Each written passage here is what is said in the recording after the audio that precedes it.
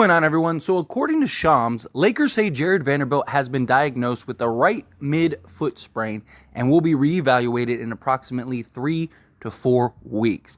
Now, this may not sound like great news, but this is great news.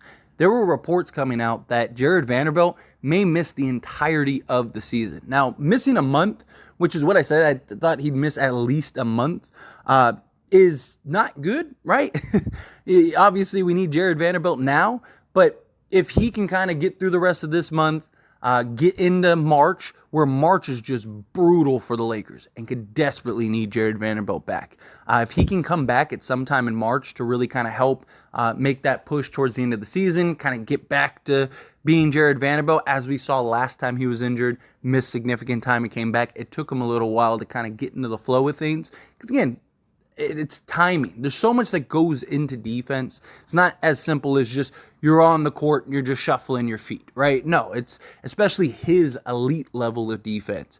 He's got to get his timing down. He's got to get his footwork down. He's got to get his positioning down. He's got to get the feel down, right? The pace, like all of that, his game legs.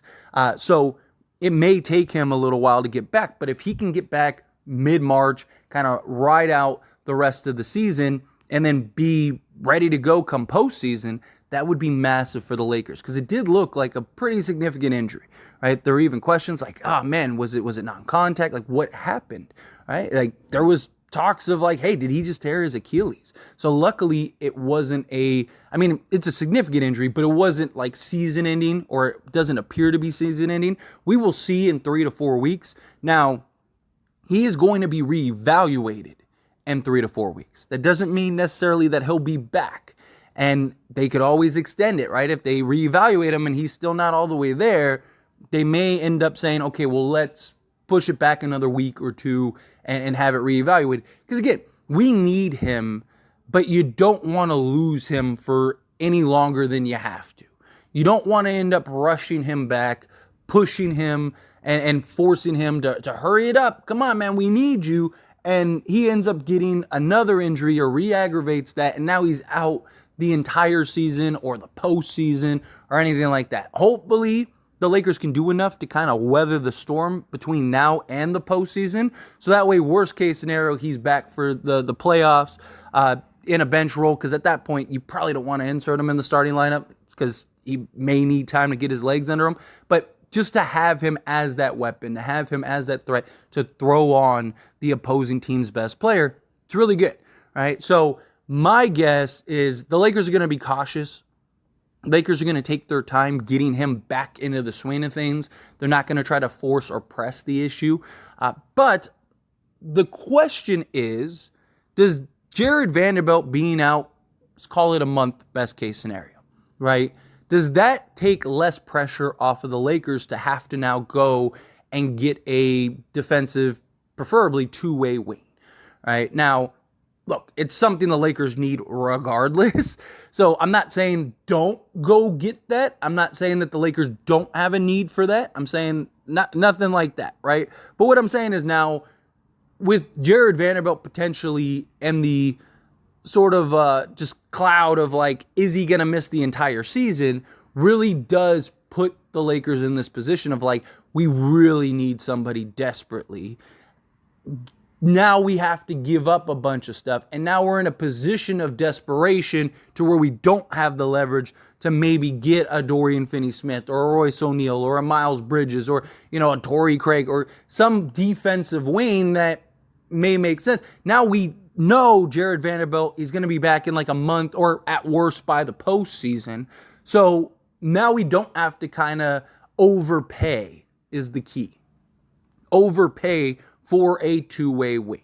If we find one that makes sense, if we find one that's on the table, then let's grab it, let's get it. You can never have too many of those guys, right? Those guys are definitely a hot commodity. Those guys are definitely needed for the regular season as well as the postseason. So if the Lakers can find somebody and the deal makes sense, you get the deal done. But now that you know Jarred Vanderbilt will be back, do you kind of just go, okay, like if that deal isn't there or they want something insane from us, right, let's hold off and kind of see if we can ride this out and weather the storm. that it just puts the Lakers in a better position than they were, right? Because if Jarred Vanderbilt's going to miss the season, then you have to go get some. Like, you're like desperately need somebody. Because not only do you not have Cam Reddish, where if you had Cam Reddish, then there would be a little cushion, right? You're not as desperate, but we don't have Cam Reddish right now. There's still no word when he's going to come back, when he's going to return. Hopefully it's sooner rather than later. But, the hope is like, okay, you're getting Cam Reddish back sooner rather than later. Jarred Vanderbilt should be back at some point this season.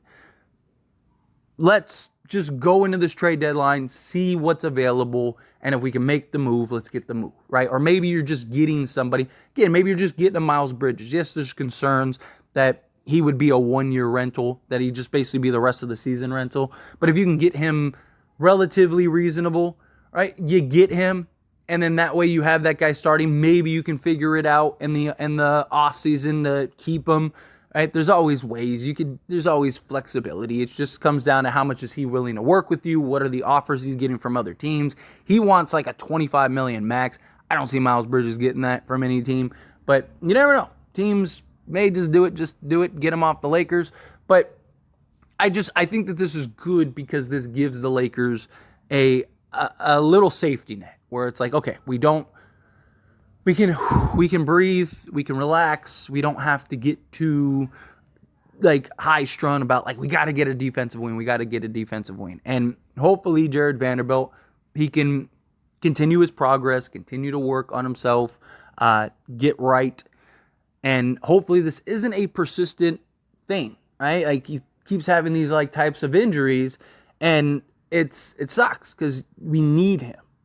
Right? He is so impactful.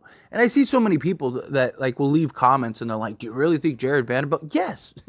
Dude, look at last season. Look at what has happened when he was returned.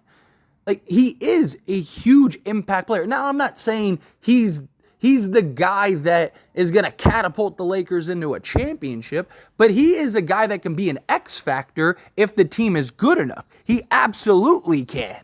Right? Because again, he's one of the best on-ball defensive players in the league.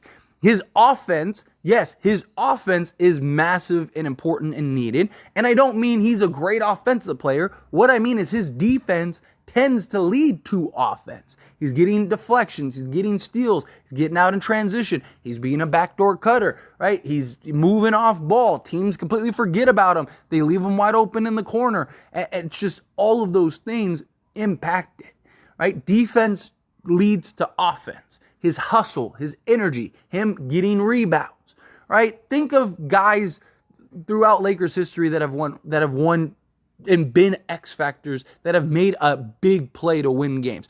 Like, great example, Trevor Ariza, right? When the Lakers won the championship and was 2009 and he was on the roster, he had that big steal that he was able to go out in transition, get out. Those are the type of plays. Those are the type of moves. Guys like Alex Caruso that can make the big play, that dives for the loose ball, that can get the steal, right? Ron Artest or Meta World Peace, right? Like those kind of guys. Yes, they're not these like super duper stars, especially Ron Artest at that stage of his career, or Meta World Peace at that stage of his career wasn't the Meta or Ron of like Indiana days, but he still was a very impactful guy that was huge on the defensive side of things, that made the big hustle plays, that made the plays that go unnoticed. It's Jarred Vanderbilt. And I'm not necessarily comparing Jarred Vanderbilt. Like the Trevor Ariza comparison might be a better comparison, but in general, however you feel, like the pecking order of those players go, the point is that Jarred Vanderbilt is a guy that can be a difference maker.